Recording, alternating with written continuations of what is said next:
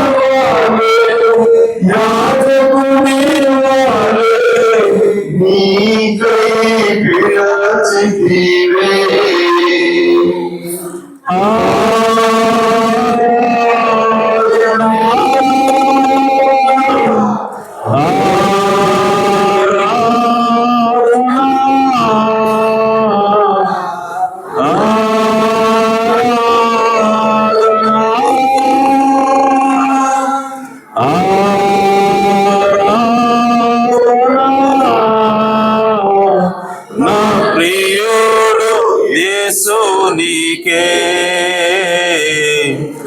महिमा प्रभु नीके महिमा प्रभु नीके घनता प्रभु नीके महिमा प्रभु नीके hallelujah praise the Lord hallelujah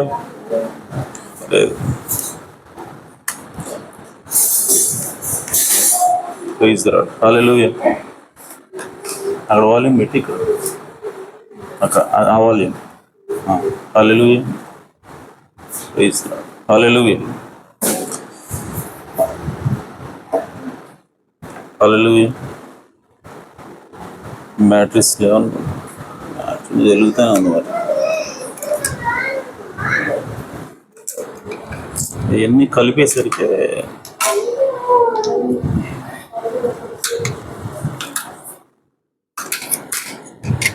Hallelujah. Praise the Lord. Hallelujah.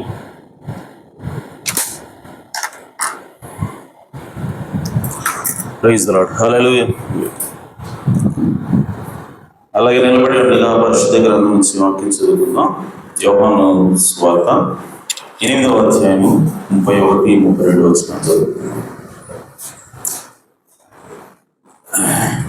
యోహాను సువార్త 8వ అధ్యాయము 31-32. కాబట్టి యేసు తనను నమ్మిన యూదులతో, మీరు నా వాక్యమందు నిలిచిన వారైతే నిజముగా నాకు శిష్యులై నుండి సత్యమును గ్రహించెదరు. అప్పుడు సత్యం మిమ్మను స్వతంత్రులుగా చేయనని చెప్పగా, వారు మేము అబ్రహాము సంతానము, మేము ఎన్నడూను ఎవరికి దాసులు వెంటలేదే, మీరు స్వతంత్రులుగా చేయబడుదురని ఎలా చెప్పుచున్నామని ఆయనతో అడిగి, అందుకు యేసు, పాపము చేయి ప్రతివాడును పాపములకు దాసుడని మీతో నిశ్చయంగా చెప్పుచున్నాను. దేవుడు తన పరిశుద్ధ వాక్యం దీవించిన గాక. తల వంచి చిన్న ప్రార్థన చేసుకున్నాను. జీవాధిపతి, జీవము కలిగిన దేవ, సర్వోన్నతుడ, సర్వశక్తి గల తండ్రి, మీ ఘనమైన ఉన్నతమైన నామమునకు స్తుతులు స్తోత్రం చెల్లిస్తున్నాం.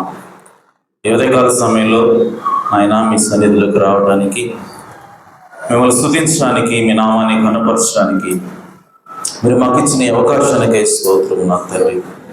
ఇదిగో ప్రభువా, సహాయం చేయండి. ఉదయకాల సమయంలో ఆయన ఎక్కడ 2-3 కూడుకొని నా నామమును ప్రార్థిస్తారు, వారి మధ్యలో ఉంటానని వాగ్దానం చేశావు.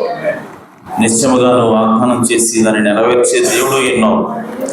నీ అబద్ధమారు ఆడ నేరని దేవుడు అని వాక్యం సెలవిస్తున్నది ప్రభు. కనుక మీరు మా మధ్యలో ఉన్నారని మేము నిశ్చయముగా నమ్ముచున్నాము తండ్రి. ఇదిగో మీరే రంగం మీదకి రండి ప్రభు. మీ బిడ్డలు వాక్యం కొరకు ఎదురు చూస్తుండగా ప్రభు, ఎత్తబడే సమయానికి మేము దగ్గర వచ్చి ఉండగా ఇదిగో నా తండ్రి మా హృదయాలను విశ్వాసంతో నింపునట్లుగా ప్రభు, ఇదిగో మీ వాక్యం నుండి మీరే మాతో మాట్లాడమని, మమ్మల్ని దీవించమని, ఆశీర్వదించమని మా ప్రభువును రక్షకుడునైన యేసుక్రీస్తు నామములో ప్రార్థించేడు వేడుకుంటున్నాను ప్రభు తండ్రి. ఆమేన్. కూర్చోవచ్చు.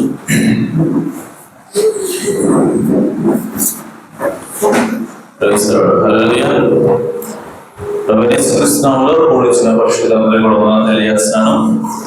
అందరూ బాగున్నారు కదా? ఆమేన్.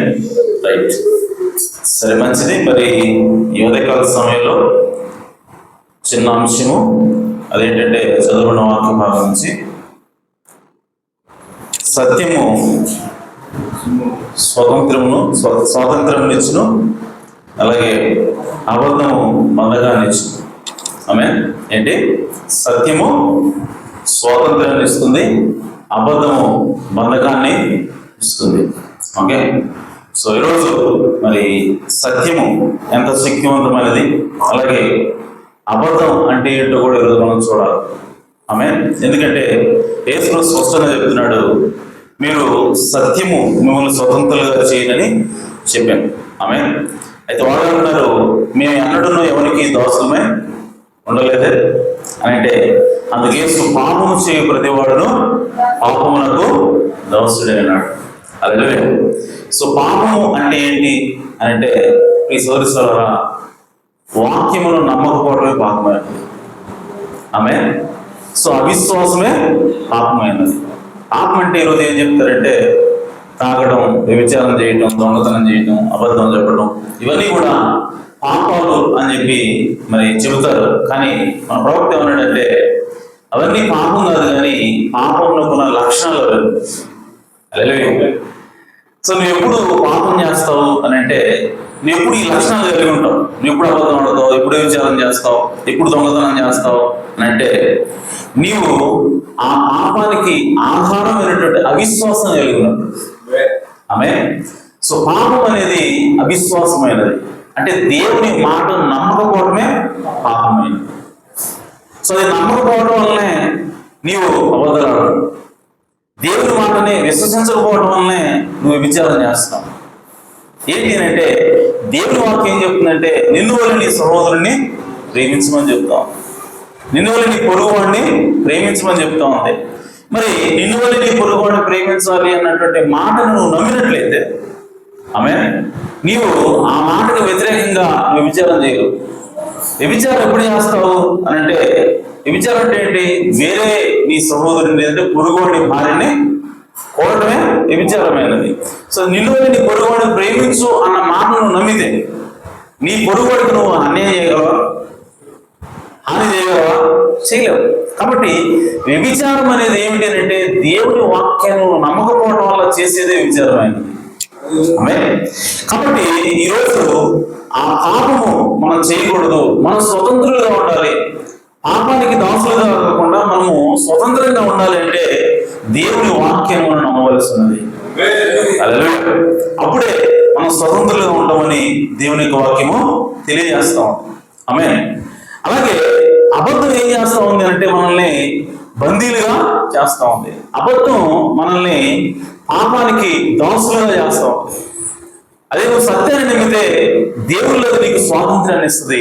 అదే నువ్వు దానికి వ్యతిరేకంగా నువ్వు జీవించినట్లయితే నీవు పాపానికి దాసులు అవుతావు, శాపానికి నువ్వు దాసులు అవుతావు. ఆమేన్. కాబట్టి ఈరోజు మనం చేయవలసింది ఏమిటంటే వాక్యాన్ని మనము నమ్మవలసినది. ఆమేన్. అలాగే 2వ తెస్సలోనికీయులకి రాసిన పత్రిక 2వ అధ్యాయం, అది కూడా చదువుదాం. తెస్సలోనికీయులకు రాసిన 2వ పత్రిక 2వ అధ్యాయము 10వ వచనంలో సత్యం గురించి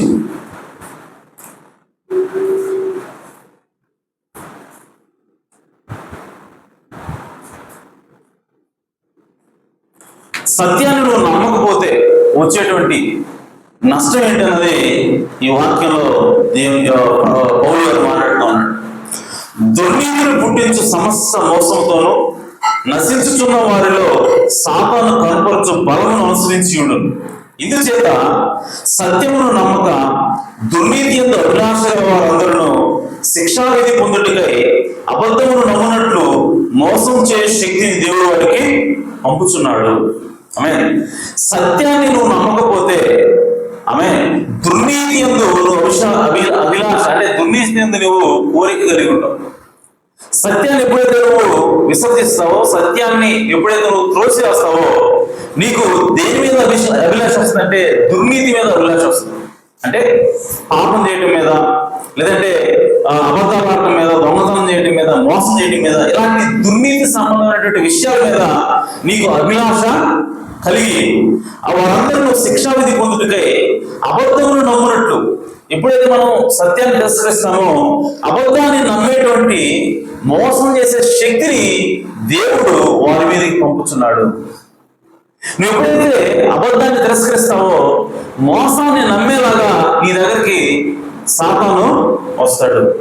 అబద్ధము నమ్మునట్లు మోసం చేసే శక్తిని దేవుడు వారికి పంపుతున్నాడు. అంటే ఎప్పుడైతే మనం సత్యాన్ని తిరస్కరిస్తామో వెంటనే అబద్ధాన్ని నమ్మేలాగా ఒక శక్తిని ఆవరిస్తుంది. ఆమేన్. కాబట్టి ఈ రోజు నువ్వు సత్యాన్ని తిరస్కరిస్తున్నావు అంటే అర్థం ఏంటంటే నువ్వు మోసం చేసే ఆత్మకి నువ్వు అవకాశం ఇస్తున్నావు అన్న. నిన్ను నరకానికి లాక్కుపోయేటువంటి ఆత్మకి నువ్వు అవకాశం ఇస్తున్నావు అన్న. నువ్వు ఎప్పుడైతే సత్యాన్ని త్రోసివేస్తావో, దేవుని మాటను నువ్వు త్రోసివేస్తావో వెంటనే నేను నరకానికి తీసుకెళ్లేటువంటి ఆత్మ నీ దగ్గరకు వచ్చి నిలబడి ఉంటుంది. ఆమేన్. అందుకోసమే వారు శిక్షావిధి పొందుతుంది అంటే వారు నశించిపోవడానికి, శిక్ష విధింపబడటానికి అబద్ధాన్ని నమ్మునట్లు మోసం చేసే శక్తిని దేవుడు వారికి పంపుతున్నాడు. ఎందుకంటే సత్యాన్ని నమ్మక దుర్నీతి యందు అభిలాష గల వారందరికీ శిక్ష కలిగేదాని కోసం. ఆమేన్. కాబట్టి సత్యాన్ని నమ్మకపోతే నీవు అబద్ధాన్ని నమ్మినట్లుగా ఒక శక్తి నేను మోసం చేస్తుందని, అది దేవుడు దాన్ని నీకు మీద అనుమతిస్తాడని దేవుని యొక్క వాక్యము తెలియజేస్తా ఉంది. కాబట్టి ప్రియ సహోదర సహోదరులారా, మనం సత్యాన్ని ఖచ్చితంగా నమ్మాలి. ఆ సత్యమే మనల్ని స్వతంత్రం చేస్తుందని దేవుని యొక్క వాక్యం తెలియజేస్తా ఉంది. ఆమేన్. అలాగే అబద్ధానికి జనకుడు ఎవరు, సత్యానికి జనకుడు ఎవరంటే తండ్రి ప్రభువైన యేసుక్రీస్తు. ఆమేన్. మరి అబద్ధానికి జనకుడు ఎవరంటే వాడు సాతాను అయి ఉన్నాడు. సో వాడు ఎప్పుడు వాడు సత్యం నిలిచి ఉండలేదని దేవుని వాక్యం తెలియజేస్తా ఉంది. సత్యానికి వాడికి ఎలాంటి సంబంధం లేదని తెలియజేస్తా ఉంది. కాబట్టి నీవు సత్యాన్ని నమ్మక నీవు ఒక అబద్ధాన్ని నమ్ముతున్నావు అంటే, ఒక సాతానికి అబద్ధాన్ని నమ్ముతున్నావు అంటే నువ్వు ఎవరికి అవకాశం ఇస్తున్నావు అంటే సాతానికి అవకాశం ఇస్తూ ఉన్నావు. ఆమేన్. ఎందుకంటే వాడే అబద్ధానికి జనకుడై ఉన్నాడు. ఆమేన్. అలాగే మోసం లేదంటే అబద్ధము అంటే ఏమిటి అంటే ప్రవక్త ఏమంటాడంటే ద మోస్ట్ డేంజరస్ లై, అత్యంత ప్రమాదకరమైనటువంటి అబద్ధం ఏమిటి అని అంటే ద బిగ్గెస్ట్ లై that was ever told is one that is got a whole lot of truth in it. అంటే అతి పెద్ద అబద్ధం ఏంటి అని అంటే అందులో అత్యంత ఎక్కువ శాతం నిజం కలిగి ఉన్నదే అత్యంత అబద్ధం అంట. ఆమె అత్యంత గొప్ప అబద్ధంలో ఎక్కువ ఏముంటుందంట, సత్యం ఉంటుంది. కానీ అతి కొద్ది శాతం మాత్రమే అబద్ధము ఉంటుంది. ఆమె ప్రవక్త అన్నాడు అదే అత్యంత ప్రమాదకరమైనటువంటి అబద్ధం.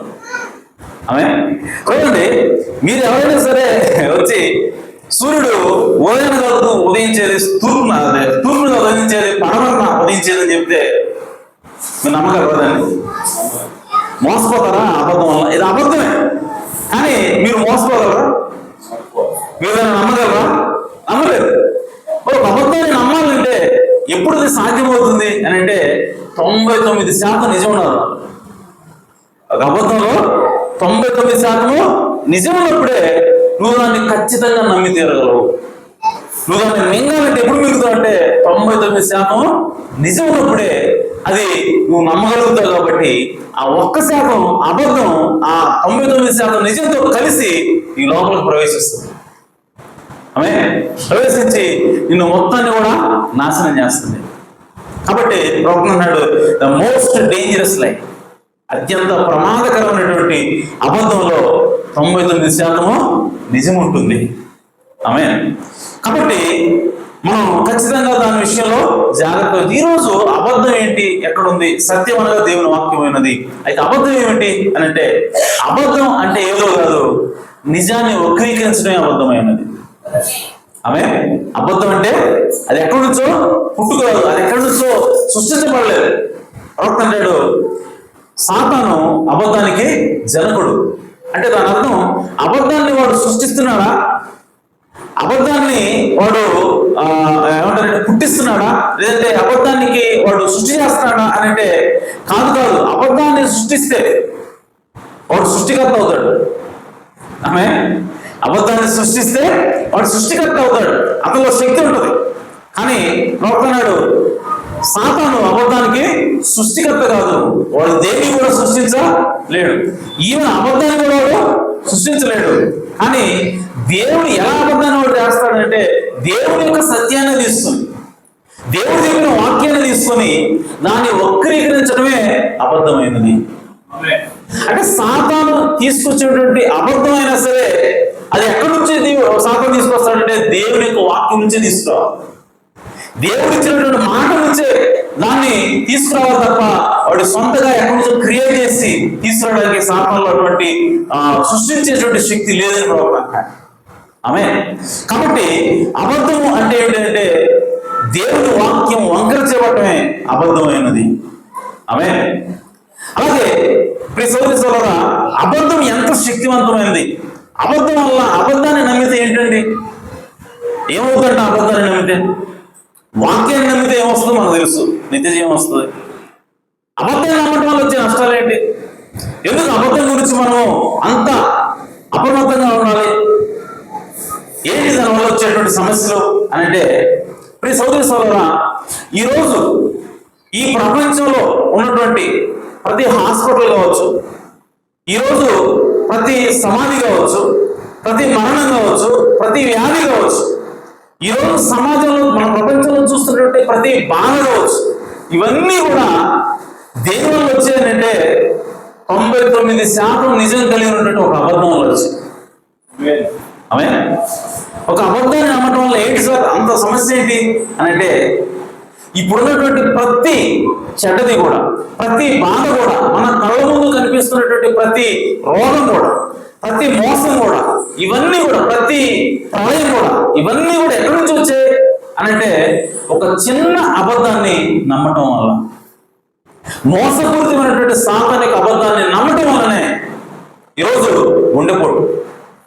ఆ అబద్ధాన్ని నమ్మటం వల్ల, చిన్న అబద్ధాన్ని నమ్మటం వల్లనే ఈరోజు శ్రమలు, ఈరోజు బాధలు, ఈరోజు ఇరుకులు, ఇబ్బందులు, ఇవన్నీ కూడా కేవలం ఒక చిన్న అబద్ధాన్ని, అందులో కూడా 99% నిజమైనటువంటి ఒక అబద్ధాన్ని నమ్మటం వల్లనే వచ్చాయి. కాబట్టి అబద్ధానికి ఉన్నటువంటి శక్తి ఏంటో మీరు ఒకసారి ఊహించుకోండి. ఈరోజు ప్రతి మరణం కూడా దానివల్ల వచ్చింది, ఈరోజు ప్రతి రోగం కూడా దానివల్ల వచ్చింది. కాబట్టి అబద్ధం విషయంలో మనం ఖచ్చితంగా జాగ్రత్తగా ఉండాల్సిన అవసరం ఉన్నది. ఆమేన్. సో ఏదైనా తోటలో అవ్వాదములు సాతాను యొక్క అబద్ధాన్ని నమ్మటం వల్ల ఏమొచ్చింది అని అంటే, వాళ్ళకి మొదటగా మరణం వచ్చింది. ఆ తర్వాత ప్రియ సోదరి సోదరా, ఏదైనా తోటలోకి రోజు వచ్చినట్లుగానే దేవుడు వాళ్ళ దగ్గరకు వచ్చినప్పుడు దేవుడు వాళ్ళని వెతకాల్సి వచ్చిందంట. దేవుడు వారి కోసం సెర్చ్ చేయాల్సి వచ్చింది. ఆదామా ఎక్కడున్నావు, ఆదామా ఎక్కడున్నావు అని దేవుడు వెతకాల్సినటువంటి పరిస్థితిలోకి ఆదాముని ఒక అబద్ధం నెట్టివేసింది.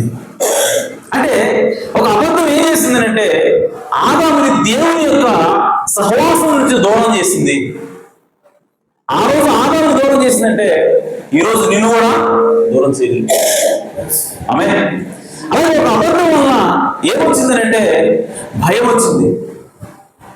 ఆదాము అన్నాడు, అయ్యా నీవు తోటలో సంచరిస్తూ ఉన్నప్పుడు, నీ స్వరం ఉన్నప్పుడు నేను భయం కలిగి నేను చెడ్డదారిన దాక్కున్నా. ఆమేన్.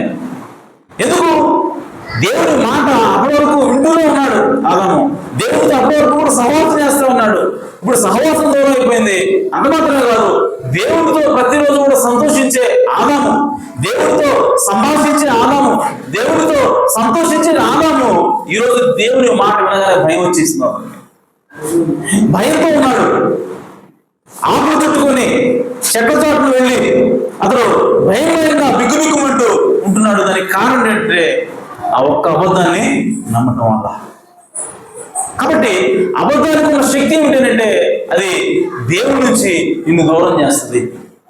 అబద్ధానికి ఉన్న శక్తి ఏంటంటే అది భయాన్ని తీసుకొస్తుంది, భయాన్ని పుట్టిస్తుంది. దేవుడు అంటే భయాన్ని పుట్టిస్తుంది. ఆమె అలాగే అది మరణాన్ని తీసుకొని వస్తుంది. అసలు ఏదైనా తోటలో లేదంటే మనిషిని సృష్టించిందే బ్రతకడం కోసం దేవుడు సృష్టించాడు. చనిపోవాలన్న ఉద్దేశంతో ఆ ఆదాముని దేవుడు సృష్టించలేదు. అని అతన్ని చనిపోయేలా చేసింది ఏంటంటే ఒక అబద్ధమైనది. కాబట్టి అబద్ధం దేన్ని తీసుకొస్తుంటే మరణాన్ని తీసుకుని వస్తుంది, దేవుడి నుంచి ఎడబాటును తీసుకొస్తుంది, అలాగే దేవుని సన్నిధిలో రావడానికి భయాన్ని తీసుకుని వస్తుంది. ఈరోజు నువ్వు ఏదైనా ఒక తప్పు చేసావా, ఏదైనా ఒక పాపం చేసావా, నీకు వెంటనే ఏమొస్తుందంటే దేవుని సన్నిధిలో రావాలంటే భయం వస్తుంది. కాబట్టి ఈరోజు ఏదైనా సరే సాతాను వచ్చి నిన్ను ఒక పాపం చేసినప్పుడు చేయగలిగినట్టుగా ఆ విధంగా నువ్వు మనసు కలిగినప్పుడు మొట్టమొదటిగా నువ్వు పారిపోయేది ఎక్కడి నుంచి అంటే దేవుని సన్నిధి రాకుండా పారిపోతావు. నువ్వు ఏదైనా వ్యభిచారం చేసావా, చర్చికి రాలేదు. నువ్వేదైనా దొంగతనం చేసావా, చర్చికి రాలేదు. నువ్వేదైనా మోసం చేసావా, చర్చికి రాలేదు. కారణం ఏంటంటే ఆ అబద్ధంతో కూడినటువంటి ఆ పాపం ఏం చేస్తా ఉందనంటే నిన్ను దేవుని సన్నిధి నుంచి దూరం చేస్తుంది, నీకు భయాన్ని తీసుకొని వస్తుంది దేవుడు అంటే. కాబట్టి ఈరోజు దేవుడి దగ్గరికి రావడానికే దేవుడు మనల్ని ఆశిస్తున్నాడు, కానీ దేవుడి దగ్గర నుంచి పారిపోవడం దేవుడు కోరుకోవట్లేదు. కానీ ఏదైతే చేస్తున్నది ఏంటంటే సాతాను యొక్క అబద్ధాన్ని నమ్మినట్లయితే ఆ విధంగా జరుగుతుంది.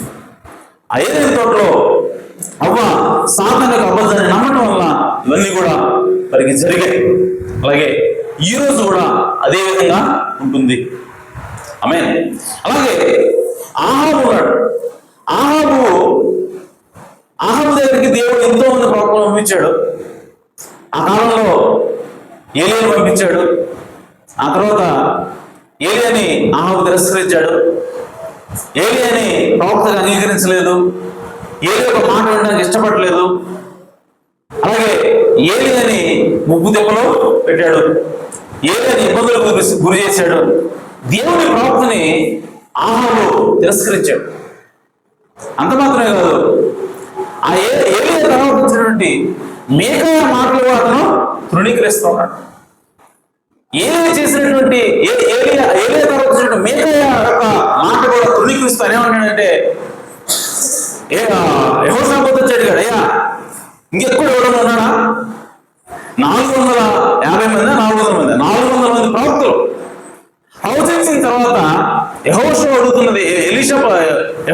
అడుగుతున్న మాట ఏంటంటే యెహోవా ప్రవక్తలు ఇంకెవరైనా ఉన్నారా అన్నప్పుడు ఆ ఆహాబు ఏమంటున్నాడంటే ఒకడున్నాడు అని, వాడంటే నాకు ఇష్టం లేదు, వాడు ఎప్పుడు చూసేస్తే నాకు వ్యతిరేకంగానే అంటున్నాడు.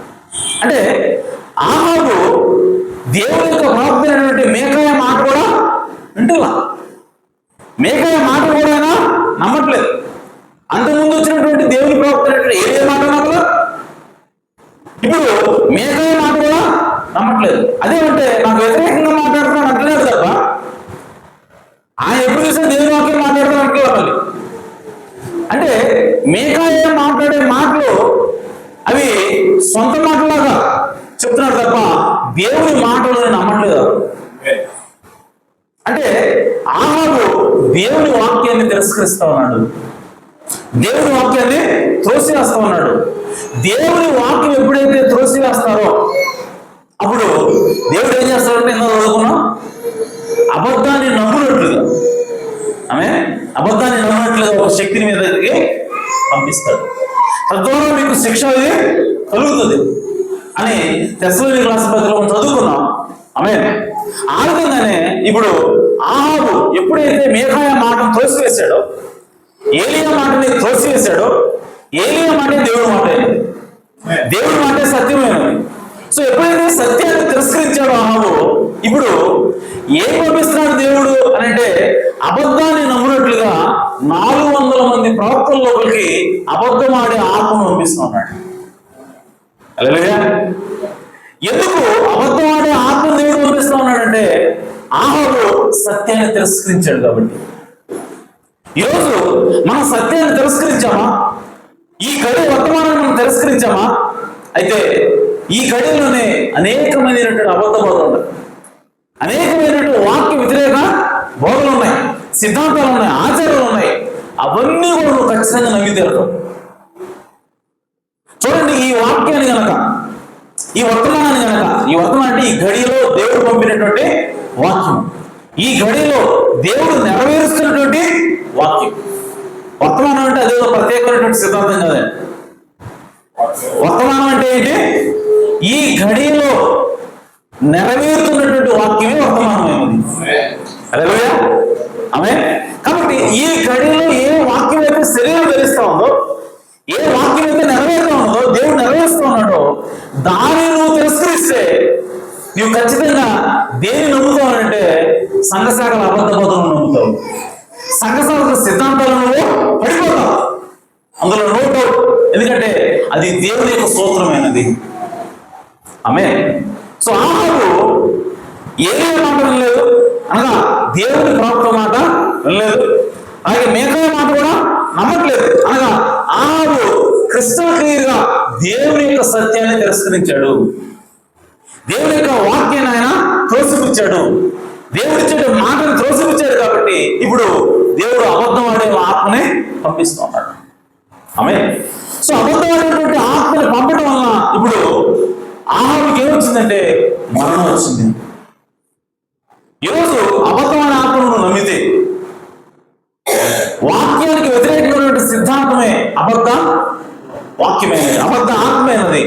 దాన్ని నువ్వు నమ్మితే నీకు వచ్చేది ఏంటంటే అహాబుకి ఏ విధంగా మరణం వచ్చిందో ఆ విధంగా నీకు నాకు కూడా వాక్యానికి వ్యతిరేకమైనటువంటి సంఘశాఖల సిద్ధాంతాన్ని మనం నమ్మితే మనకు వచ్చేది కూడా మరణమైనది.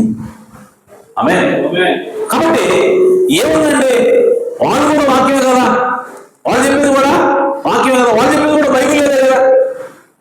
చూడండి, అబద్ధం ఎలా ఉంటుంది, సాతాను యొక్క అబద్ధం ఎలా ఉంటుంది అంటే 99% నిజము, 99% వాక్యం ఉంటుందా, కానీ 1% అబద్ధం. ఏదైతే చూడు ఏం చెప్పాడు,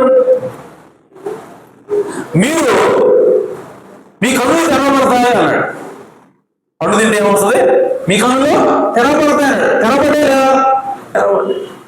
అనే మీకు జ్ఞానం వస్తుంది, మంచి చెడు తెలియచే జ్ఞానం వస్తుంది అన్నాడు. వచ్చిందా రాలేదా? వచ్చింది. మీరు దేవుడు ఉంటారు అన్నాడు. దేవుడు ఏమన్నాడు, మంచి చెడుల నీ ఎరుగునట్లుగా ఆమె ఇప్పుడు మనలో ఉన్నటువంటి వాడు అని దేవుడు అంటాడు. ఆమె సో మంచి మీరు దేవుడు ఉంటారన్న మాట నెరవేరుదా? అది కూడా సత్యమే. కానీ సాతాను చెప్పిన అబద్ధం ఏంటి, చిన్న అబద్ధం ఏంటి అంటే మీరు చావనే చావు. అంటే 99% నిజం ఉంది, 1% మీరు చావనే చావరు అన్న ఒక చిన్న అబద్ధాన్ని దాంతో జోడించాడు. దానికే మొత్తం ప్రపంచ మానవుడి మాత్రం పడిపోయి రోగాలు, మరణాలు, భయంకరమైనటువంటి వ్యాధులు, యుద్ధాలు, భూకంపాలు, సునామీలు, ఇవన్నీ దేనికంటే ఆ 99% నిజంతో పాటు కలిసినటువంటి 1% అబద్ధాన్ని నమ్మడం అన్న. ఇప్పుడు ఆ దగ్గరికి ఆ అబద్ధమైన ఆత్మ వచ్చింది. వచ్చి ఆ అబద్ధమైన ఆత్మ ఏం చెప్తోంది, ఎస్ రామోదికి కాదు మనమే. అది నిజమే, దేవుని వాక్యమే, లేఖనం కూడా ఉంది దానికి. రామోదికి కాదు, అది మహాదేవుడు దేవుడు మనకిచ్చాడు, వాస్తవమే. రామోదికి కాదు, ఎప్పటికైనా సరే మందే, అది కూడా వాస్తవమే. ఆమె సో రామోదికి కాదు, యాక్చువల్గా మనకి పన్ను కట్టాలి, అంతకుముందు కట్టారు, ఇప్పుడు కూడా కట్టాలి, వాస్తవమే. చిన్న అబద్ధం ఏంటంటే నీవు యుద్ధానికి వెళ్ళు, జయిస్తావు. దేవుడు ఏమన్నాడంటే నువ్వు యుద్ధానికి పోవు. మేకైతే ఏమన్నాడు? మేకైతే ఎవరు మాట్లాడారు? దేవుడు మాట్లాడాడు. అంతకుముందు దేవుడు మాట్లాడు. ఎవరు మాట్లాడంటే ఇదిగో చెదిరిపోయిన కాపరు లేని గొర్రెల వలె ఇశ్రాయేలు ప్రజలు ఉన్నారు. అంటే నీ యుద్ధానికి ముందు చస్తావు దేవుడు చెబుతాడు. మేకాయ ప్రాప్తి ద్వారా దేవుడు తన వాక్యం పంపించాడు. మేకాయ ప్రాప్తి ద్వారా దేవుడు తన సత్యాన్ని పంపించాడు. ఆల్రెడీ ఇదివరకే ఏ సత్యాన్ని దేవుడు పంపించాడు. కానీ ఆ మాటకు వ్యతిరేకంగా ఉన్నటువంటి మాటని ఇప్పుడు 400 మంది ప్రవక్తల్లోకి అబద్ధం ఆపొచ్చి ఏం చెబుతా ఉందంటే రాముడి గారు మందే, దేవుడు మనకి ఇచ్చాడు, యెహోషువ మనకు పంచిపెట్టాడు. ఇవన్నీ వాస్తవాలే, ఇదంతా కూడా సత్యమే. కానీ ఏంటి అక్కడ అబద్ధం అంటే నీవు వెళ్ళు జయిస్తావు, నువ్వు వెళ్ళు దాన్ని జయించి మళ్ళీ తిరిగి వస్తావు అన్నది అబద్ధమైనది. ఎందుకంటే మేకతో దేవుడు 4,000 వచ్చాడు, నువ్వు పోతే చస్తావని చెప్పాడు. ఏదో దేవుడు అని చెప్పాడు, నీ రక్తం కుక్కల్లో నాకుతాయని చెప్పాడు. కాబట్టి ఆ చిన్న అబద్ధాన్ని ఒక ఎక్కువ శాతం ఉన్నటువంటి నిజంతో వాక్యంతో కలిపి చెప్పడం వల్ల ఆహాబు మోసపోయాడు, అబద్ధాన్ని నమ్మాడు, దాని ప్రకారం చేశాడు. ఆ అబద్ధాన్ని అతను నమ్మి ముందుకెళ్ళడం వల్ల, ఇద్దరికి వెళ్ళడం వల్ల అక్కడ అతను చనిపోయాడు. ఆమె కాబట్టి ఈ సోదరి సోదరుల వాక్యము లేదంటే సాధారణ అబద్ధం మన దగ్గరకు వచ్చినప్పుడు, వాక్యం కాంతి వచ్చినప్పుడు, ఏదైనా సరే ఒక మానవ కల్పిత బోధన దగ్గరకు వచ్చినప్పుడు దాన్ని ఖచ్చితంగా మనం పరిశీలించాల్సిన బాధ్యత మనకున్నది. ఎందుకంటే అది నమ్మా నువ్వు మరణానికి వెళ్తావు.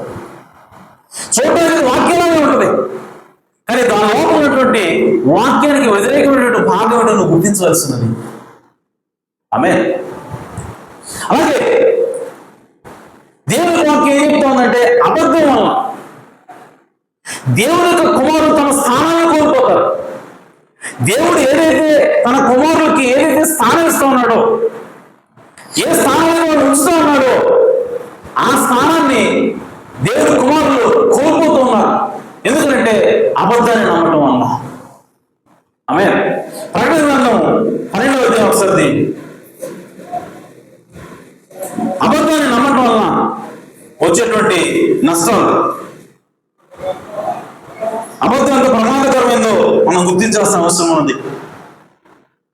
అబద్ధం అంటే ఏదో కాదు, దేవుని వాక్యానికి కలిపి చెరపటమే అబద్ధమైనది. 12వ అధ్యాయము 4వ వచనం.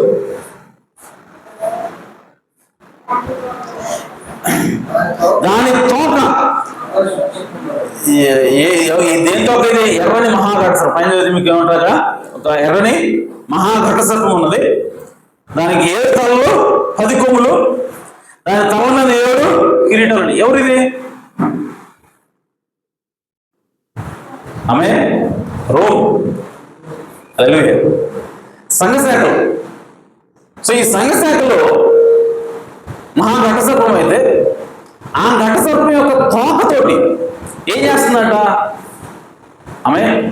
సో ఈ సంఘశాఖలు అంటే ఏంటంటే మానవ కల్పిత బోధలు వాక్యంతో కలిసినప్పుడు వచ్చేది సంఘశాఖ. ఒక సంఘశాఖ, ఒక సంఘము శాఖ ఎప్పుడు అవుతుంది?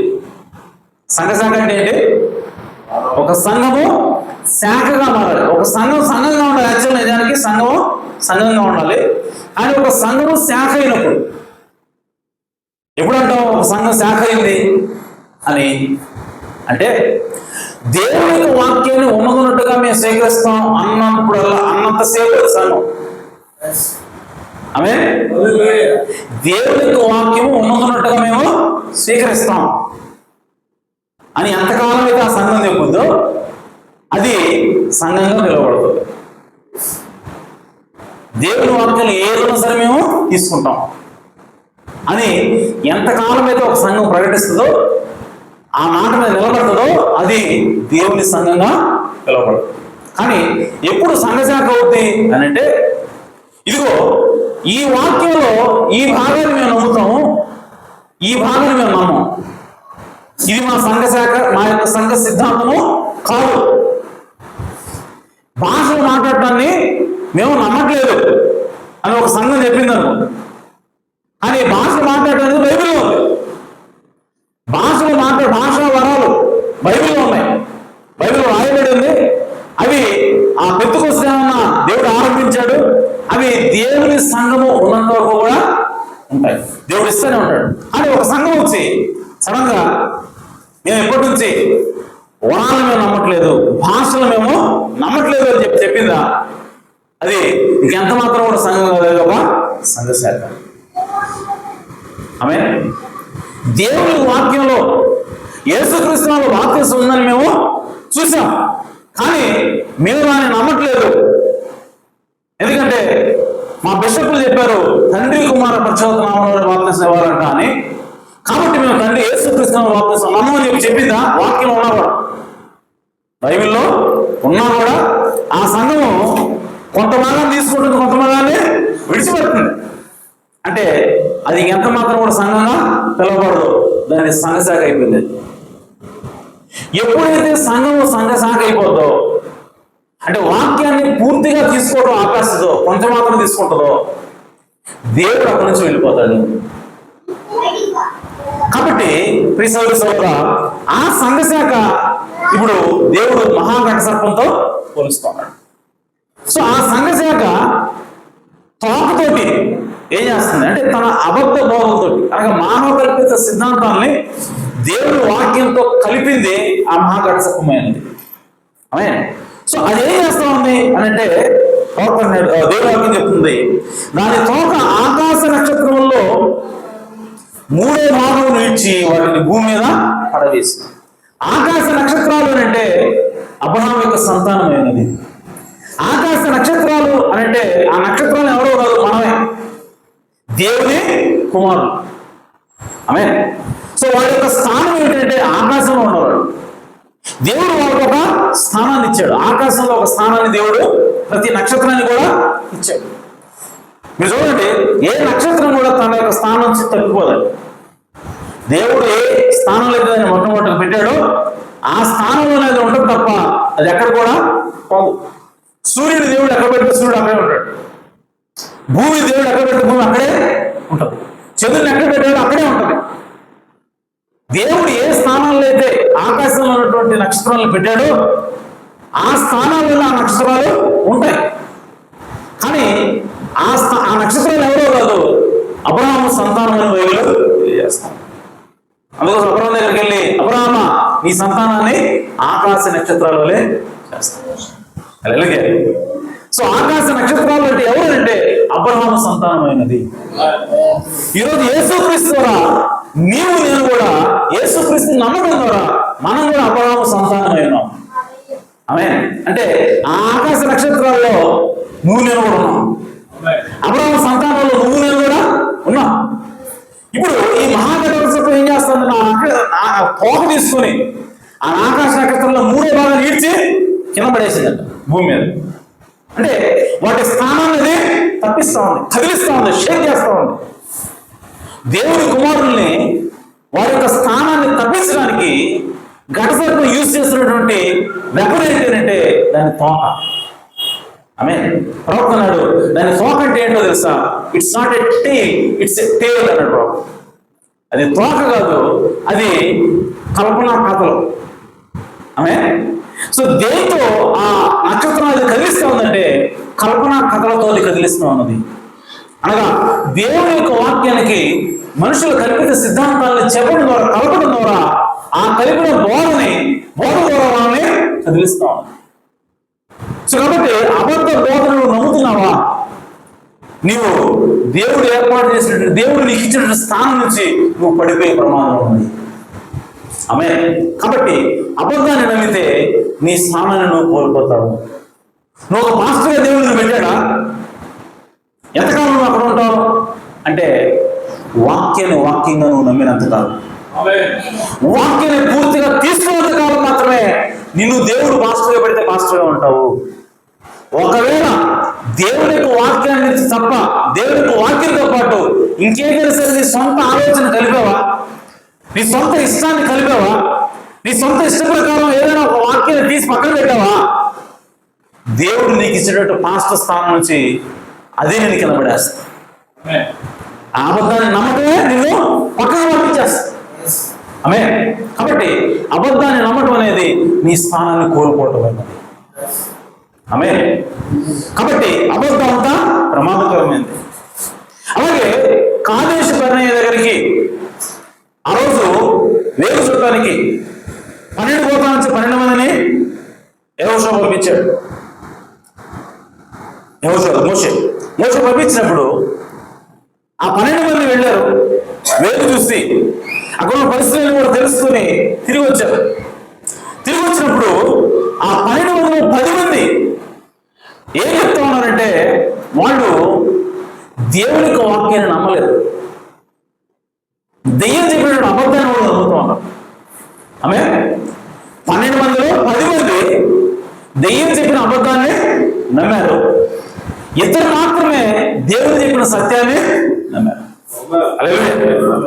ఏంటి ఆ 10 మంది చెప్పిన అబద్ధం అని అంటే, చూడండి, సాతానుకు అబద్ధం ఎప్పుడు 99% నిజం ఉంటుంది, 1% అబద్ధం ఉంటుంది. వాళ్ళు అంటారు వచ్చి, అయ్యా మోషే గారు, దేవుడు చెప్పినట్టే అది పౌరు దేవుడు ప్రవహించే దేశం, దేవుడు చెప్పినట్టే మంచి సారవంతమైన భూమి, దేవుడు చెప్పినట్టే పెద్ద పెద్ద పట్టణాలు ఉన్నాయి, దేవుడు చెప్పినట్టే పెద్ద పెద్ద ద్రాక్ష తోటలు ఉన్నాయి, ఇదిగో ఇంత పెద్ద ద్రాక్ష గెలని చూసుకుని వచ్చారు. ఆమె ఇవన్నీ కూడా నిజమే అని 99% దేవుడు చెప్పిన మాటల్ని, మోషే ద్వారా దేవుడు ఏదైతే మాటలు చెప్పాడో అవన్నీ 99% నిజమని ఒప్పుకున్నారు. ఒప్పుకొని వాళ్ళ చివరికి ఏమన్నారంటే, ఇవన్నీ నిజమే కానీ దాన్ని మనం ఆక్రమించుకోలేము, దాన్ని మనము స్వతంత్రించుకోలేము. ఆమె భూమి లేదా దేవుడు చెప్పాడు కదా, ఒక వాగ్దాన భూమి ఉందని, పాము నీళ్ళు ప్రవహించే భూమి ఉందని చెప్పాడు కదా. అది మన పెద్దవాడు అబ్రహాము చూడలేదు, చూడకుండా బయలుదేరాడు. ఆమె మరి దేవుడు చెప్పింది అబద్ధమా అని అంటే కాదు, ఉన్నాయి, నిజమే. మీరు అక్కడికి వెళ్ళిన తర్వాత మీరు కట్టలు నీళ్ళలో ఉంటారు, ఆమె విత్తని పొలాలు మీరు అనుభవిస్తారని చెప్పాడు కదా. అక్కడ ఉన్నాయి ఆ పొలాలు వస్తుంది, పండి పాతారా? ఓ నిజమేనండి, దేవుడు చెప్పింది 100% నిజమే, కరెక్టే, ఉన్నాయి. పాలు నేను రోజు వేసానా? అవునండి, ఆ విధంగా పాడి పంటలు అక్కడ ఉన్నాయి. అంత సారవంతమైన భూములు నిజమే, ఆ మాట వాస్తవమే. రేటు సమస్య అంటే ఇదంతా వాస్తవమే, కానీ మీరు దాన్ని స్వతంత్రించుకుంటారు అన్న మాట అబద్ధం.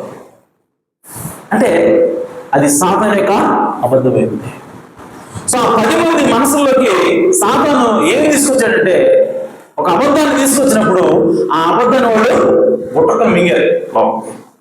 ఆమె సో మిగతా ద్వారా ఇప్పుడు ఏమొచ్చిందో చూడండి. అక్కడ ఏమొచ్చిందంటే, ప్రజల్లో కలవరం వచ్చింది, ప్రజల్లో భయం వచ్చేసింది, ప్రజల్లో గొడవ వచ్చేసింది.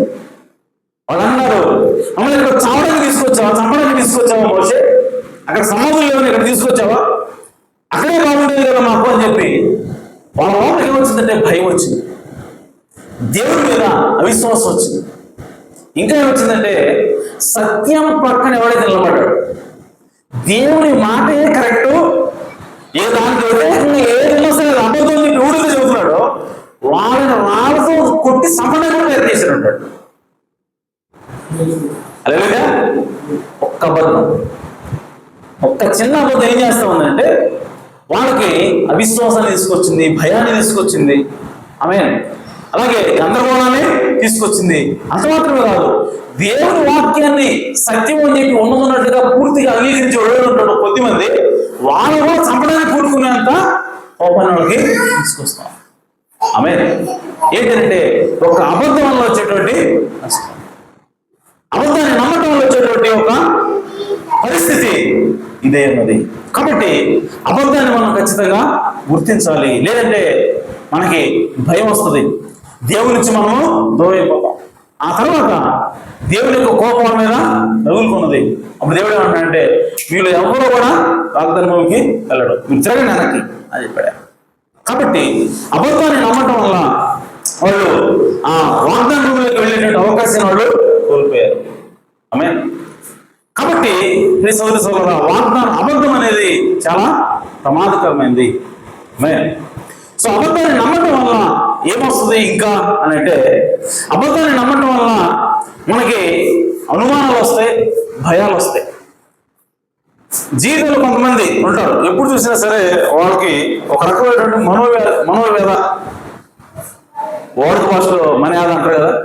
ఓకే, సో మనోవ్యాధన ఏంటి అంటే, నా తర్వాత ఏంటి పరిస్థితి, నేను చనిపోతే నా పిల్లల పరిస్థితి ఏంటి, నేను చనిపోతే నా భార్య పరిస్థితి ఏంటి. వాళ్ళ ఎప్పుడు చూసినా ఒక భయం ఉంటుంది, ఒక బెరుకు ఉంటుంది, ఒక అభద్రత ఉంటుంది. నా ఉద్దేశం మీరు జాగ్రత్త పడదట్లేదు ఆమె అని మీరు భయపడాల్సిన అవసరం లేదు, మీరు చింతించాల్సిన అవసరం లేదు. జాగ్రత్త పడటం వేరు, చింతించడం వేరు.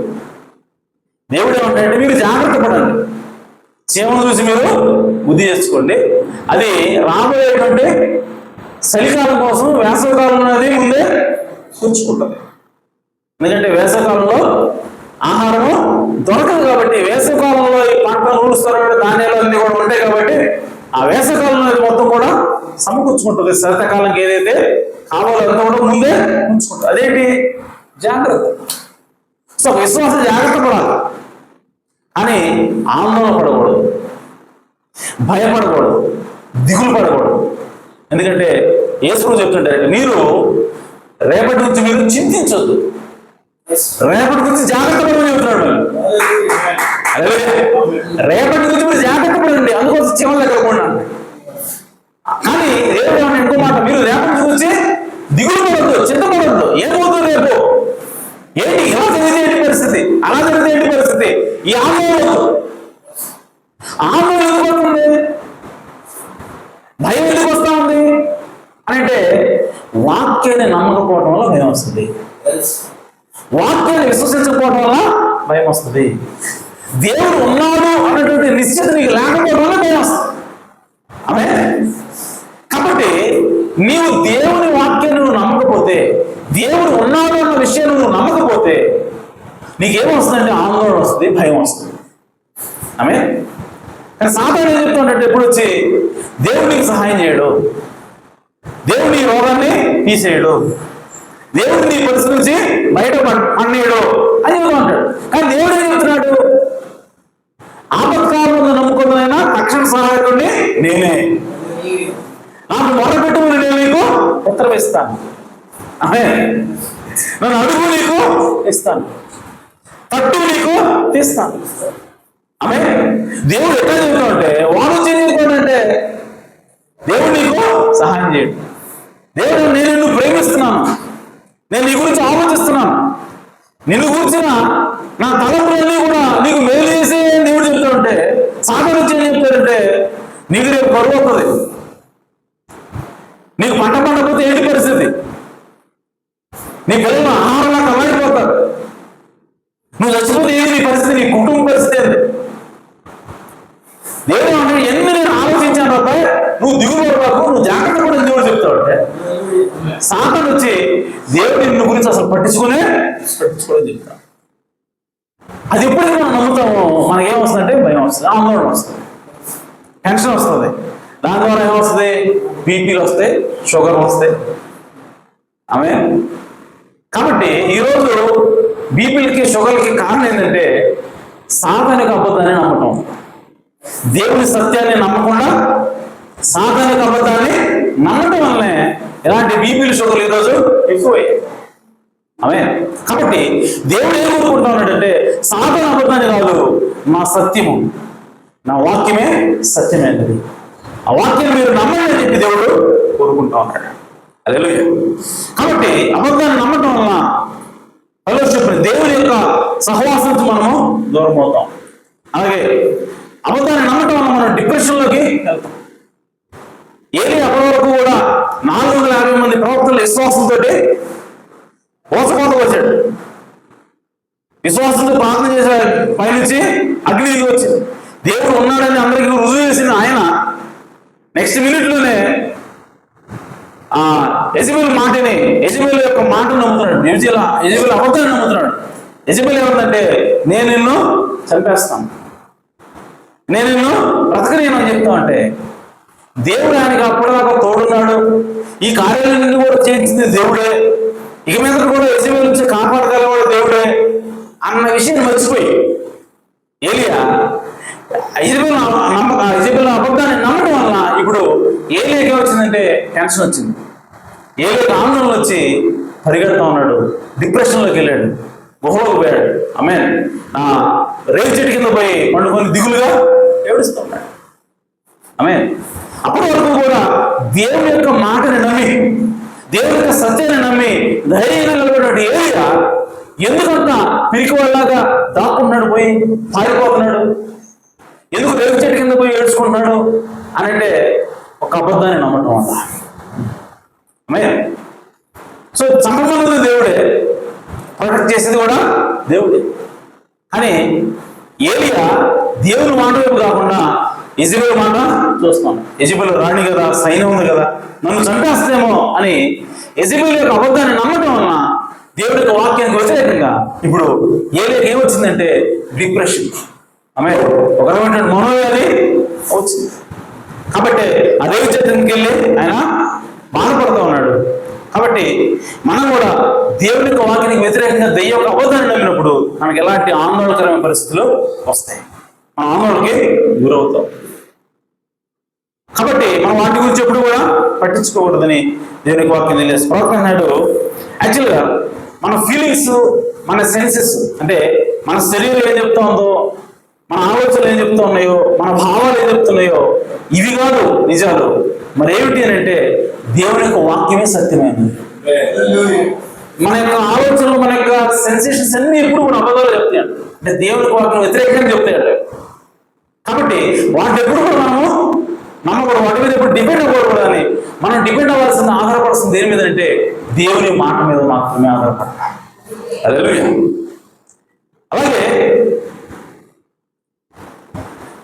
దేవుని యొక్క మాటను నమ్మకపోవడం వల్ల, ఒక అబద్ధాన్ని మనము వదిలివేయటం వల్ల, ఒక అబద్ధాన్ని నమ్మటం వల్ల మనము దేవుని మీదనే నిందలు వేసేవాడు ఉంటాం. దేవుని మాటను నమ్మకపోతే మనము చివరికి దేవుడి మీద నిందలేసేవాడు అవుతాం. ఆమె అర్థం చేసుకోండి. ఒకరోజు యేసు ప్రభువు బోధ చేసి అన్నాడు, అబ్బాయి తీయండి, పదవ తీయండి అన్నాడు. తీశారు. తీసి అని అన్నాడు, మనం ఆవలి గట్టుకు వెళదాం అన్నాడు. హల్లెలూయా. ఏమన్నాడు? ఆవలి గట్టుకు వెళదాం పదండి అన్నాడు. సో ఆ మాట కొట్టి లేచారు, ఓడ తీశారు, వాళ్ళ ప్రయాణమై వెళ్తారు, పడవలో ప్రయాణమై పోతా ఉన్నారు. వీళ్ళందరూ తెడ్లు వేసుకుంటా పోతా ఉన్నారు. వేసుకున్నప్పుడు బోధ చేసే తెలిసిపోయి నిద్రపోతుంటే ఆవలి గట్టుకు వెళదాం అని చెప్పిన ఆ మాట వాడు మర్చిపోయాడు. ఈలోపు సాతాను వచ్చి ఏం చేస్తున్నాడంటే ఒక్కసారిగా సముద్రాన్ని గాలితోటి అలల్ని రేపుతా, ఓకే, తుఫాను, ఈ విధంగా ఒక రకమైనటువంటి భయానక వాతావరణాన్ని. అంటే సాతాను ఏం చెప్తున్నాడంటే నేను మిమ్మల్ని చంపేస్తా, నేను మిమ్మల్ని ముంచేస్తా, నేను ముంచబోతున్నాను అని చెప్తాడు. యేసు బయలుదేరేటప్పుడు ఏం చెప్పాడు? మనం ఆవలి గట్టుకి పోదాం అన్నాడు. యేసు మాట చేస్తే జరుగుతుంది కదా, జరుగుతుంది. ఆయన ఆవలి గట్టుకు వెళ్ళాలని చెప్పినప్పుడు ఆవలి గట్టుకు వెళ్తారా వెళ్ళరా, ఇల్లు తీరుతారు అంతే. ఆమె కానీ ఈ మాట ఎక్కడ కూర్చోబెట్టుకు మర్చిపోయాడు. ఎందుకు మర్చిపోయారు? సాతాను వచ్చి అలలు రేపడం వల్ల, గాలి విసరడం వల్ల, భయంకరమైన వాతావరణాన్ని చూపించి సాతాను ఏం చెప్తున్నాడంటే మీరు ఆవలి గట్టుకు పోరు, మీరు ఈ సముద్రంలో మునిగి చచ్చిపోతారు, ఆవలి గట్టుకు వెళ్తామన్నది అబద్ధము. యేసు చెప్పాడు కదా, ఆవలి గట్టుకు పోతారని చెప్పాడు కదా, పోరు మీరు అని సాతాను చెప్తే ఇప్పుడు సాతాను చెప్పిన అబద్ధాన్ని నమ్ముతున్నారు. నాకు మీ టెన్షన్ వచ్చి ఆమె చెట్లు గట్టిగా వేస్తున్నారు, అబ్బా ఇది చచ్చిపోయేలాగా అని చెప్పి వాళ్ళకి ఆందోళన ఎక్కువై, భయం ఎక్కువైపోయి చివరికి యేసు ప్రభువుని లేపుతున్నారు. ఆమె ఏమో లేపుతున్నారు తెలుసా? మార్కు సువార్త సరే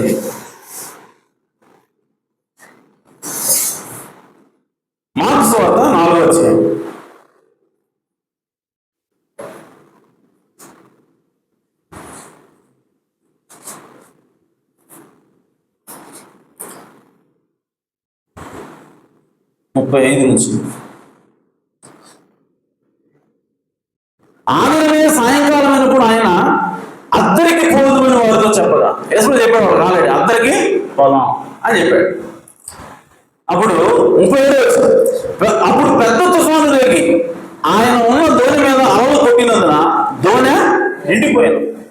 నిండిపోవడం భయం వచ్చేసింది. మనం అవతలకి పోము, యేసు చెప్పిందేమో అవతలకి పోదాం, వీళ్ళేమో అవతలకి పోము అని వాళ్ళకి డిసైడ్ అయిపోయి కొట్టినందున ఆయన దోణి అమరమున తలగడ మీద నిద్రించుచుండెను. వారు ఆయన లేపి, బోధకుడా, మేము నశించిపోతున్నాం, నీకు చింత లేదా? యేసుప్రభుని క్వశ్చన్ చేస్తున్నాడు. ఆమె యేసుప్రభు అవతలు తీసుకెళ్తానని చెప్పి బయలుదేరించాడు. ఇప్పుడు మధ్యలోకి వచ్చేసరికి యేసుప్రభుని క్వశ్చన్ చేస్తున్నాడు. ఏమనంటే, నీకు మా మీద చింత లేదా? మర్చిపోయారు, అద్దరికి పోదాం అన్న మాటని మర్చిపోయారు. ఈయన ఎవరు అనే విషయము మర్చిపోయారు. ఆయన వాళ్ళ కోసం శ్రద్ధ చేస్తాడన్న విషయాన్ని మర్చిపోయారు. వాళ్ళ రక్షించడం కోసం ఆయన ఉన్నాడని మర్చిపోయారు. దేవుడు అనే విషయం కూడా మర్చిపోయారు. ఎందుకనంటే ఒక అబద్ధాన్ని నమ్మటం వల్ల, దేవుని మాటకు వ్యతిరేకంగా ఉన్నటువంటి తుఫానుని వాళ్ళు లక్ష్య పెట్టడం వల్ల ఇప్పుడు ఏమైందంటే యేసుప్రభువుని ప్రశ్నించే స్థితికి. అంటే నీకు మా మీద శ్రద్ధ లేదా? దేవుణ్ణి అగ్ని చేస్తాను, ఇప్పుడు దేవుని వాళ్ళు నిందిస్తున్నాను, నీకు మా మీద శ్రద్ధ లేదు కాబట్టి ఇట్లాంటి పరిస్థితుల్లో మమ్మల్ని తీసుకుపోతాం, మేము నశించిపోయేవారు ఉన్నాం అని చెప్పంటే ఆయన లేచి, బోధకుడా నశించిపోతాం, నీకు చింత లేదా అని వాడిని అడిగి, అందుకు ఆయన లేచి గాలిని గద్దించి నిశ్శబ్దమైన ఊరుకుండమైన సముద్రం చెప్పగా గాలి అడిగి మిక్కిలే నిమ్మడమాయన. అప్పుడు ఆయన, మీరెందుకు భయపడుతున్నారు? వాడు ఎందుకు మా మీద నీకు చింత లేదా అని ఎందుకన్నాడంటే భయంతో అంటున్నాడు. మేము చచ్చిపోతున్నాడు భయపడి, భయంతో వణుకుగా మాట్లాడుతున్నారు. అప్పుడు ఆయన అంటాడు, మీరింకా నమ్మిక లేక ఉన్నారా? అంటే ఎందుకు భయం వచ్చింది అంటే నమ్మకం లేకపోవడం. దేవుని మాట మీద వాళ్ళకి నమ్మకం లేకపోవడం వాళ్ళకి వచ్చింది, ఆటోమేటిక్గా భయం వచ్చింది. ఆ తుఫాను చూసినప్పుడు దేవుని మాట మీద నమ్మకం వాళ్ళు పోగొట్టుకున్నారు. సాధనకు అబద్ధమైన వాళ్ళు నమ్ముతున్నారు కాబట్టి దేవుణ్ణి నిందించేటువంటి పరిస్థితి వాళ్ళు వచ్చి, మా మీద నీకు చింత లేదు, శ్రద్ధ లేదు, మమ్మల్ని పట్టుకోవట్లేదు అని అంటున్నారు. అందుకు ఆయన అంటాడు, మీరు ఎందుకు భయపడుతున్నారు? మీరు నమ్మిక ఉంచండి, మీరు నమ్మండి దేవుని వాక్యాన్ని, దేవుని మాట నమ్మండి అని చెప్పి ఆయన అన్నాడు. ఆయన వారితో చెప్పాను, వాడు మిక్కిలి భయపడి, ఈయన ఎవరు? గాలియు సముద్రం నేను లోపడుతున్నాను ఒకరితో ఒకడు. కాబట్టి మన జీవితంలో వచ్చేటువంటి ఏ పరిస్థితినైనా సరే దానిలో దేవుని మాట మీద విశ్వాసాన్ని కోల్పోకూడదు. ఎలాంటి తుఫాన్ లాంటి సమయం వచ్చినా సరే, తుఫాన్ లాంటి శ్రమ వచ్చినా సరే, మన జీవితంలో దేవుని మాట మీద విశ్వాసాన్ని కోల్పోకూడదు.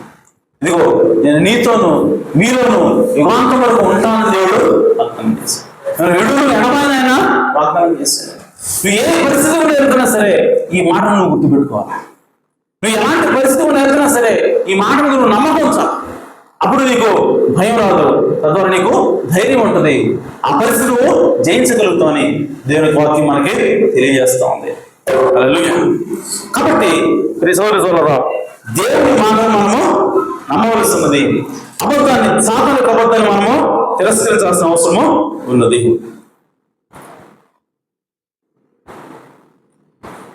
మనకి స్వాతంత్రం ఎప్పుడు వస్తుంది అని అంటే, ఎప్పుడైతే నిజమైనటువంటి సత్యమైనటువంటి మాటని మనం నమ్ముతామో అప్పుడే మనకి స్వాతంత్రం వస్తుంది. ఎందుకంటే దేవుని యొక్క వాక్యం పట్ల విశ్వాసం ఇచ్చినప్పుడు మనకి స్వాతంత్రం వస్తుంది. దేవుని యొక్క మాట పట్ల మనం విశ్వాసం మనకు అది విడుదల తీసుకొస్తుంది. ఎందుకంటే దేవుని యొక్క మాట ఎల్లప్పుడూ కూడా నిలిచి ఉండేది. మరి దేవుని యొక్క సత్యం అనేది నిరంతరము నిలిచేది, అది ఎప్పుడు కూడా మధ్యలో వెళ్ళిపోయేది కాదు.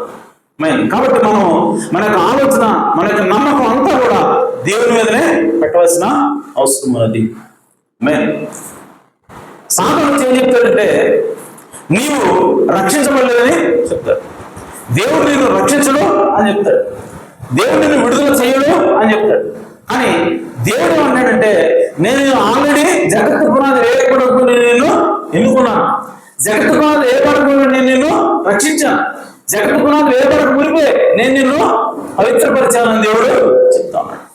కానీ దానికి వ్యతిరేకంగా సాతాను వచ్చి ఏం చెప్తాడంటే దేవుడు నిన్ను రక్షించడు, ఈ పరిస్థితుల్లో ఉన్న దేవుడు నిన్ను బయటపడేయడు అని చెప్తా ఉంటాడు. కానీ దేవుడు అన్నాడు, జగత్తు పునాది వేయబడ మునిపే నేను నిన్ను ఎన్నుకున్నాను, కాబట్టి నేను నిన్ను రక్షిస్తాను, కాబట్టి నేను నిన్ను పరిశుద్ధుడిగా చేస్తానని దేవుడు చెప్పిన మాట మనం నమ్మవలసినది. అంతేకాదు దానికి వ్యతిరేకమైనటువంటి సాధనకు అబద్ధాన్ని కాదు. మన జీవితంలో అనేక పరిస్థితుల్లో మనం వెళ్తున్నప్పుడు ఒక్కోసారి మనకేమనిపిస్తుందంటే ఈ పరిస్థితుల్లో నేను ఉన్నాను, ఈ పరిస్థితుల్లో దేవుడు నన్ను రక్షిస్తాడా, ఈ పరిస్థితుల్లో నేను ఉన్నాను, ఈ పరిస్థితుల్లో దేవుడి రోగాన్ని తీసేస్తాడా, ఈ పరిస్థితుల్లో నేను ఉన్నాను, దేవుడిని నమ్మకంగా జీవించగలనా, పరిశుద్ధంగా నేను జీవించగలనా అన్న అనుమానం సాతాను మనం తీసుకుని వస్తాడు. దేవుడిగా తీసుకొచ్చేది దేవుడు నీ యొక్క రక్షణ పట్ల కావచ్చు, నీ యొక్క స్వస్థత పట్ల కావచ్చు, నీ యొక్క పరిశుద్ధమైనటువంటి జీవితం పట్ల కావచ్చు, నీకు అనుమానం వస్తుంది అంటే ఆ అనుమానం తీసుకొచ్చింది దేవుడు కాదు కానీ దెయ్యమే తీసుకొస్తుంది. ఆమె ఎందుకంటే దేవుడు నేను రక్షించడానికే ఉద్దేశించినాడు, దేవుడు నిన్ను స్వస్థపరచడానికే దేవుడు అంటాడు, నేను ఇప్పుడు స్వస్థపరచనంటరా, ఆల్రెడీ కలువరిలోనే నేను నిన్ను స్వస్థపరిచాను, నేను ఇప్పుడు రక్షించడం ఏంటి, జగత్తు పునాది ఏర్పడుకుని నేను రక్షించాను, గొర్రెపిల్ల జీవనంలో నీ పేరు నేను రాశా, నువ్వు నాకు తెలుసు, నువ్వు తెలియనివాడి కాదు, నువ్వు కొత్తవాడి కాదు ఆమె అని దేవుడు చెప్తాడంటే సాతాను వచ్చి ఏం చెప్తాడంటే ఇట్లాంటి జీవితం జీవించే నువ్వు దేవుడిని రక్షిస్తాడా అంటూ ఉంటాడు. కాదు కాదు, ఇప్పుడు కాలం చూసుకోవద్దు. సాతాను ఎల్లప్పుడూ ఏం చెప్పేసి కాలం చూస్తాం, ఇప్పుడు చూడు ఎట్లున్నావు అని చెప్తాం. కానీ దేవుడు ఏం చూపిస్తాడంటే జగత్తు పునాది వేయబడిపోయి నువ్వు నా మైండ్లో ఉన్నావు చూడు, నా ఆలోచనలో చూడు. ఆమె దేవుడు ఎల్లప్పుడూ కూడా తన యొక్క ఆలోచనలు నువ్వేంటో చూపిస్తున్నాడు. కానీ సాతానుడు ప్రస్తుతం ఏంటో నిన్ను చూపిస్తా ఉంటాడు. నువ్వేంటో ప్రస్తుతం ఎలా ఉన్నావు అన్న పరిస్థితిని చూపించి నిన్ను అవిశ్వాసంలోకి నెట్టి తద్వారా దేవుడి నుంచి దూరంగా లాక్కెళ్ళాలన్నది వాడి యొక్క ఉద్దేశం. కాబట్టి ప్రియ సోదరి సోదరులారా, సాతాను యొక్క అబద్ధాన్ని నువ్వు నమ్మేవా, దేవుని యొక్క విశ్వాసించును దూరం అయిపోతావు. దేవుని యొక్క వాక్యాన్ని నమ్మకపోవడం అంటే అర్థం ఆయన తిరస్కరించాల్సిన అవసరం లేదు, ఆయన దేవుడు కాదు అనాల్సిన అవసరం లేదు. ఆమె దేవుడు వచ్చి నేను రక్షించాను అని అంటే జగత్తు పునాది వేయబడకుంటే నేను రక్షించాను దేవుడు చెబితే నువ్వు ఎక్కడయ్యా నేను పాపిగా ఉన్నాను, నేనా రక్షణ పొందినని నువ్వు అన్నావా, నువ్వు తిరస్కరించినట్టే దేవుడిని. అంటే సాతాను అబద్ధాన్ని నువ్వు నమ్మినట్టే. కాబట్టి విశ్వాసాన్ని ఎప్పుడు కూడా మనం కోల్పోవాలి. నువ్వు ఏ పరిస్థితిలో ఉన్నా సరే, ఎంత హీన స్థితిలో ఉన్నా సరే నీకు విశ్వాసం ఉండవలసినది. దేవుని మాట మీద నువ్వు విశ్వాసం ఉంచాలి. అందుకోసం బైబిల్ ఏం చెప్తా ఉందంటే నీవు దేవుని కృప ద్వారా విశ్వాసం ద్వారానే రక్షించబడ్డావు. ఎట్లా రక్షించబడ్డావు? మనం దేవుని కృప వలన విశ్వాసం ద్వారానే రక్షించబడ్డావు. అంటే దేవుడి కృప ద్వారా ఆయన శిలువ మరణాన్ని మనకి ఇస్తే, ఆయన చనిపోతే దాన్ని నువ్వు విశ్వసించడం ద్వారా నువ్వు రక్షించబడ్డావు. ఆమె సో నువ్వు ఎంతకాలం అయితే ఆ కలువరి శిలువను రక్షించింది, నా ప్రస్తుత జీవితం అనవసరం, ఆయన కలువరి శిలువలో చనిపోయాడు కాబట్టి నేను నన్ను రక్షించాడు ఎంత నమ్ముతున్నాను అని నువ్వు ఎప్పటికైతే ఎంతకాలం నువ్వు నమ్ముతావో అంతకాలం నువ్వు రక్షించబడినట్టే. నీ రక్షణ తీసేసేది ఏంటంటే నీవు దాన్ని అవిశ్వసిస్తే నువ్వు రక్షణ కోరుతావు. ఆమె అంతేగాని నీవు పరిశుద్ధంగా జీవించట్లేదా, నమ్మకంగా జీవించట్లేదా, అది కాదు నీ రక్షణ తీసేసేది. నిన్ను దేవుడు రక్షించాడు నమ్ముతున్నావు లేదా, నమ్మితే రక్షించబడతావు, నమ్మకపోతే పోయినట్టే. కాబట్టి విశ్వాసం అనేది చాలా ప్రాముఖ్యం. సాతాను ఎల్లప్పుడూ కూడా ఆ విశ్వాసం మీద జరగకూడదు, ఆ విశ్వాసాన్ని తీసేయాలని వాడు ప్రయత్నం చేస్తూ ఉంటాడు. కాబట్టి దేవుని మాటని మనము నమ్మాలి. దేవుని వాక్యమే సత్యమైనది. ఆ సత్యాన్ని నువ్వు నమ్మినప్పుడు నీకు స్వాతంత్రం వస్తుంది, ఆ సత్యం నమ్మినప్పుడే నీకు విడుదల వస్తుందని దేవుని వాక్యం తెలియజేస్తాం. కాబట్టి ఆ విధంగా మనము ఉండాలని దేవుని వాక్యం తెలియజేస్తా ఉంది. అలాగే గిద్యోను తన జీవితకాలం అంతా కూడా ఒక అబద్ధాన్ని నమ్ముతూ ఉన్నాడు. ఏమిటంటే నేను పేదవాడిని, నేను నా కుటుంబంలో కల అల్పుణ్ణి, నా వల్ల ఏమీ కాదు, నేను ఒక చేతగానాన్ని అన్నట్టుగా గిద్యోను నమ్ముతూ ఉన్నాడు. అది అబద్ధం అని మనకి ఎప్పుడు తెలుస్తుంది? దేవుని దోష వచ్చి గిద్యోను ఏమంటుందంటే పరాక్రమ గల బలాఢ్యుడు. ఏమని తెలుస్తుంది? పరాక్రమ గల బలాఢ్యుడు.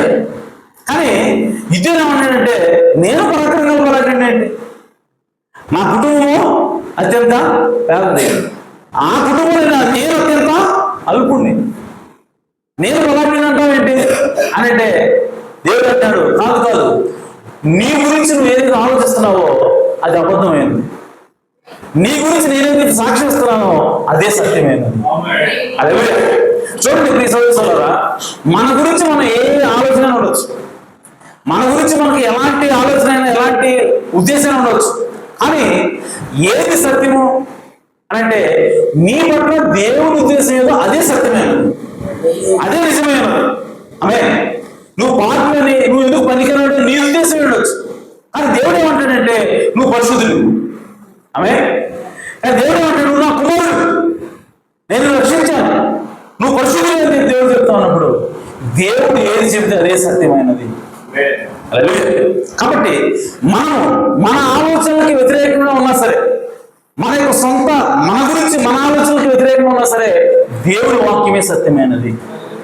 దాన్ని నువ్వు నమ్మినప్పుడు దాని యొక్క ఫలితాలను మనం ఖచ్చితంగా చూస్తాం. కాబట్టి ఆ దేవదూత వచ్చింది, అప్పటి వరకు తన గురించి తాను ఒక రకమైన అబద్ధాన్ని నమ్ముతూ ఉంటాడు, తన జీవితకాలం నమ్ముతూ ఉన్నాడు ఈ దేవుడు. కానీ ఎప్పుడైతే దేవదూత చెప్పేటట్టు సత్యాన్ని అతను నమ్మడం మొదలుపెట్టాడు, ఆమె ఇశ్రాయేలుని ఆ మిద్యాను నుంచి రక్షించిన రక్షకుడు అయ్యాడు.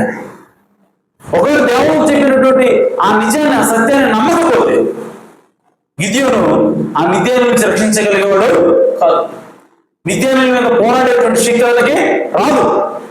ఎందుకు ఆ విధంగా వచ్చిందంటే గిద్యోను దేవుడి యొక్క వాక్యాన్ని సత్యమని నమ్మాడు. తన యొక్క సొంత ఆలోచన వ్యతిరేకంగా ఉన్నప్పటికీ దేవుని వాక్యమే సత్యమని నమ్మాడు. మీరు చూడండి, గిద్యోను అడిగితే అన్ని ప్రూఫ్స్ తీసుకొచ్చి చూపుతాడు. ఇదిగో నా కుటుంబం చిన్నది, నా కుటుంబం కాదది, నా కుటుంబం ఎందుకు పనికిరాదు అని చెప్పని ఆ ఆల్బమ్ ఫోటో ఆల్బమ్ మొత్తం తీసుకొచ్చి చూపిస్తాడు. నా కుటుంబంలో ఎవరు ఎన్నిక చేయబడిన ఎవరు లేడు, ఒకడు గొప్ప లేడని ఫోటో ఆల్బమ్ మొత్తం సాక్ష్యంతో చూపిస్తాడు. అయినా సరే దేవుడు ఏం చెబితే అదే సత్యమైనది. హల్లెలూయా. కాబట్టి ఈరోజు సాతాను ఎన్నో చెప్తాడు మన గురించి, నువ్వు అది నువ్వు ఇది నువ్వు ఎందుకు పనికిరాడు ఏదో చెప్తాడు. అని దేవుడు వచ్చి నువ్వు దేవుని కుమారుడు, నువ్వు నా కుమారుడు అని అన్నాడా అదే సత్యమైనది. హల్లెలూయా. కాబట్టి ఈరోజు నేను అనేకసార్లు చెప్తూ ఉంటాను, ఈ లోకం ఏమంటుందంటే మీరు ఎందుకు పనికిరాని వాళ్ళు, ఆమె మీరు అది మీరు ఇది మీరు నమ్మకూడదు, మీరు సాగకూడదు, మీరు తిరగకూడదు, ఆమె మీరు ఏ పని చేయకూడదు అని చెప్పి ఈ లోకం మనల్ని వెలివేసినట్టుగా చూస్తే దేవుడు వచ్చి ఏమన్నాడంటే మీరు బానిసలు కాదు మీరు రాజులు అని చెప్తున్నాడు. మీరు బానిసలు కాదు మీరు యాజకులు అని చెప్తాడు.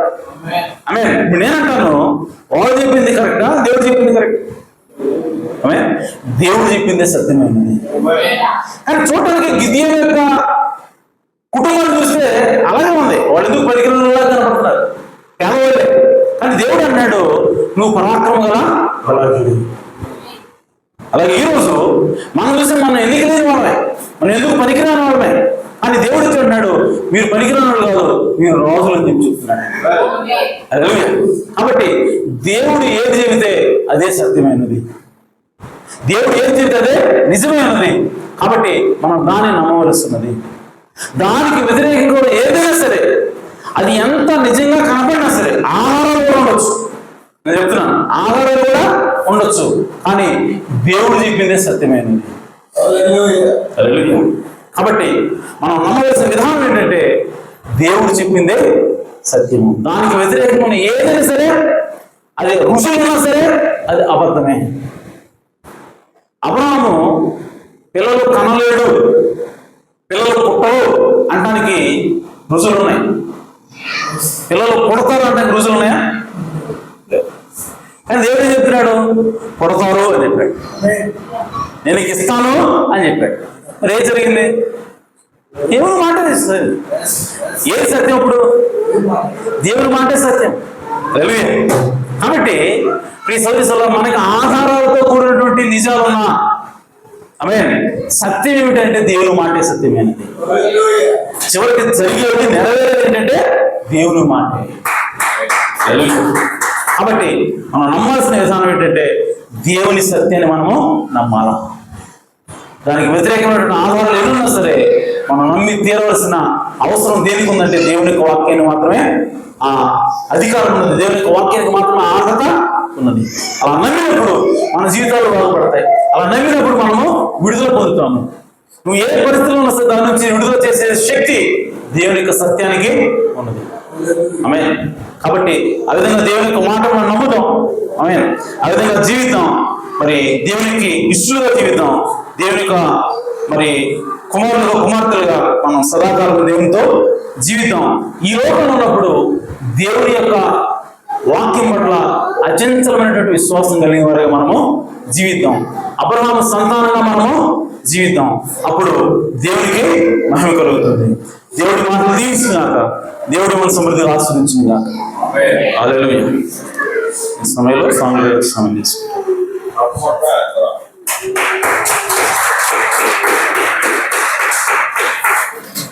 హల్లెలూయా. ఈ సమయంలో మనందరం కూడా నిలబడదాం.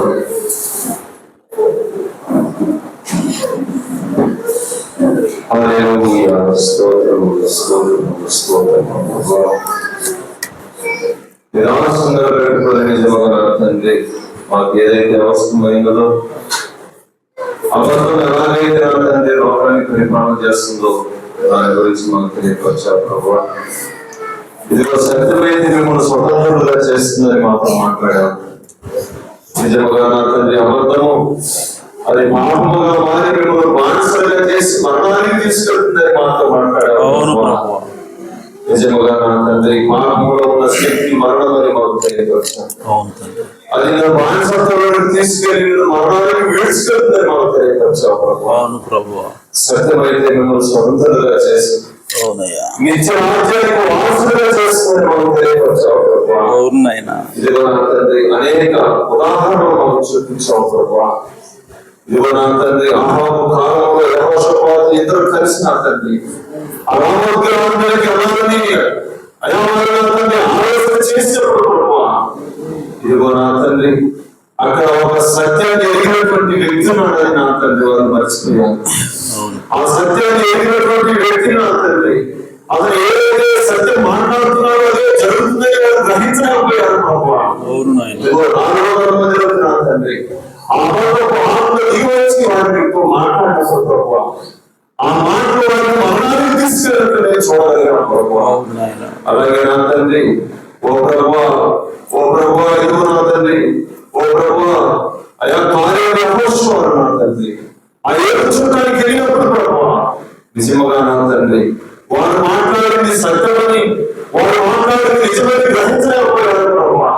ఈ 10 మంది అబద్ధం మాట్లాడినప్పుడు ప్రభువా వారు ఆనందంలో సౌకర్యంగా చూడలేదు ప్రభువా. అబద్ధానికి ఉన్న శక్తి మరణమని నా తండ్రి మాతో మాట్లాడారు. ఓ నిమిషంలో సత్యము వాక్యానికి ఉన్న శక్తి మేము స్వతంత్రం చేసి నిత్యరాజ్యానికి వారసులు చేస్తారు ప్రభువా. ఎంత గొప్ప ధన్యత ప్రభువా. వాక్యమే నా తండ్రి సత్యమని మాతో మాట్లాడారు. ఇంకా ఎన్నో ఉదాహరణలు మాకు తెలియపరిచావు ప్రభువా. నిరాశంగా బలపరిచావు ప్రభువా. ఓ సంఘమంతా నా తండ్రి వాక్యం కొరకు నా తండ్రి ఎదురు చూసే వారికి సహాయం దయచేయండి.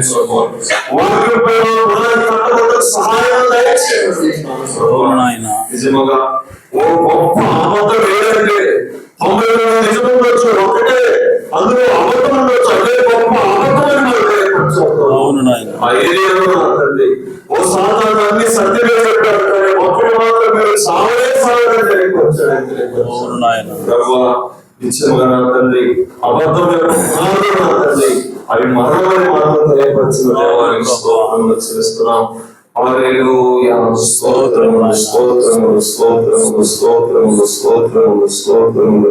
హల్లెలూయా హల్లెలూయా హల్లెలూయా. నన్ను బ్రతికించిన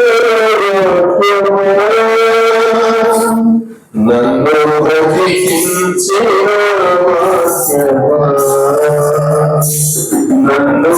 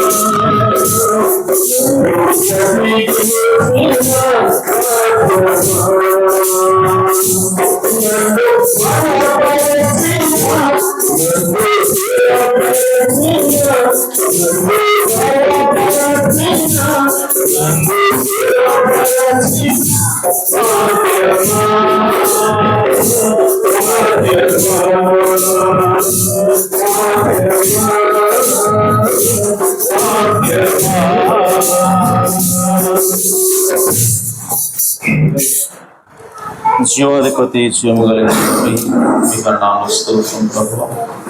నిశ్చయముగా మీ వాక్యము అయా నా తండ్రి సత్యమై ఉన్నది నాయన. ఆ సత్యమును మేము నమ్మినప్పుడు అది మనం స్వతంత్రం చేస్తున్నాను తండ్రి. నిజంగా అబద్ధము మన బందీలుగా చేస్తుంది, మన బానిసలుగా చేస్తుంది ప్రభువా. ఇదిగో నాయన, ఈ లోకంలో మీ వాక్యం మాత్రమే సత్యమైనది ప్రభువా. ఇదిగో ప్రతి మనిషిని మాట అబద్ధం, నా మాట మాత్రమే సత్యమని అన్నావు తండ్రి. నిజమే నా తండ్రి. అయ్యా మా జీవితంలో ఎలాంటి స్థితిలో ఉన్నా సరే ప్రభువా, మీ వాక్యం వైపు మాత్రమే నిలబడే కృపను దయచేయండి. మీ వాక్యాన్ని మాత్రమే నమ్మే భాగ్యాన్ని దయచేయండి. మీ వాక్యాన్ని నమ్మి ప్రభువా అయ్యా నా తండ్రి, సాతాను యొక్క ప్రతి అబద్ధాన్ని ఎదిరించుటకు నాయన అయ్యా మాకు విశ్వాసాన్ని దయచేయమని ప్రార్థిస్తున్నాను ప్రభువా. ఇదిగో నాయన, ఈ వాక్యాన్ని నమ్మినప్పుడు అయ్యా అది మాకు స్వాతంత్ర్యాన్ని తీసుకొస్తుంది, విడుదల తీసుకొస్తుంది ప్రభు. ఈ వాక్యాన్ని నమ్మినప్పుడు మాకు రక్షణ ఇస్తుంది ప్రభు. ఈ వాక్యాన్ని నమ్మినప్పుడు అయ్యా మాకు పరిశుద్ధమైన వాక్య జీవితాన్ని ఇస్తుంది ప్రభు. ఎందుకంటే మీ వాక్యమే మమ్మల్ని పరిశుద్ధులను చేస్తుంది నాయన. అయ్యా వాక్యమనే ఓ ప్రభావాన్ని నీటితో ఉదక స్నానం చేస్తుంది అయ్యా మనల్ని పరిశుద్ధపరుస్తున్న దేవా మీకు స్తోత్రం నాయన. ఇంకా మీ వాక్యంతో మనం కడగండి ప్రభు. మాలో ఉన్నటువంటి ప్రతి అవిశ్వాసాన్ని తీసివేయండి ప్రభు. అయ్యా సాతాను యొక్క అబద్ధాన్ని ఓ ప్రభు గుర్తించగలిగేటువంటి ఓ ప్రభు సామర్థ్యాన్ని మాకు దయచేయండి ప్రభు. అటువంటి ప్రత్యక్షతను, అటువంటి వివేచన మాకు దయచేయండి ప్రభు. ఏదైనా తోటలో అయ్యా అవ్వనైనా ఆ వివేచన లేకనే ప్రభు తను మోసపరచబడి అపరాధంలో పడింది నాయన. ఇదిగో అయితే ఈ చివరి కాలంలో ఉన్నటువంటి వధువు అది మోసపోదని అయ్యా మా ప్రవక్త నాడు తండ్రి. మోసపోయేదైతే అది వధువు కాదు, వధువు అయితే మోసపోదని మాతో అన్నాడు ప్రభు. ఈ చివరి కాలంలో సాతాను అయ్యా తన అబద్ధాలతో సంఘాన్ని మోసపరచాలని చూస్తున్నాడు తండ్రి. సాధ్యమైతే ఏర్పరచబడిన వారి సైతం మోసం చేయాలని చూస్తున్నాడు తండ్రి. కానీ అది సాధ్యం కాదని మా ప్రవక్త అన్నాడు ప్రభు. ఎందుకంటే జగత్తు పునాది వేయబడక మునిపే గొర్రెపిల్ల జీవ గ్రంథంలో అయా ఆ పేర్లు లిఖించి ఉన్నావు నాయన. అయా నువ్వు మమ్మల్ని రక్షించి ఉన్నావు ప్రభువా, నువ్వు మమ్మల్ని ఎరిగి ఉన్నావు ప్రభువా. ఆకాశ నక్షత్రాల వలె అయా మా స్థానాన్ని నువ్వు ఆల్రెడీ ప్రభువా నా తండ్రి ఓ ప్రభు ఉంచి ఉన్నావు తండ్రి. మా స్థానాన్ని మాకు ఇచ్చి ఉన్నావు ప్రభువా. అందుని బట్టి మీ నామానికి స్తుతులు స్తోత్రం చెల్లిస్తున్నాం ప్రభువా. మీ వాక్యాన్ని విశ్వసించడానికి ఇంకా బలంగా నమ్మడానికి మాకు సహాయం చేయండి. నీ ఆత్మను మాకు దయచేయండి ప్రభు. పరిశుద్ధ ఆత్మ చేత అక్కడ చేరిన ప్రతి ఒక్కరిని కూడా మీరు ముద్రించండి ప్రభు. అయ్యా తిరిగి జన్మించే అనుభవాన్ని మాలో ప్రతి ఒక్కరికి దయచేయమని ప్రార్థిస్తున్నాను ప్రభు. చూపించండి. ఇదిగో ఈ సమయంలో విన్న వాక్యము మా అందరి హృదయాలు నీరు కట్టండి ప్రభు. నూరంతలుగా ఫలింపులు దయచేయండి ప్రభు. తోడుగా వచ్చి నడిపించమని సహాయం చేయమని మా ప్రభువును రక్షకుడు నేను యేసుక్రీస్తు నామములో ప్రార్థించేడు వేడుకుంటున్నాను ప్రభు తండ్రి. ఆమేన్. మన ప్రభు అయిన యేసుక్రీస్తు వారి కృపా సమాధానం సకల పరిశుద్ధులకు కూడిన మనందరకు సదాకాలం తోడేను గాక. ఆమేన్. కుటుంబించుకోండి.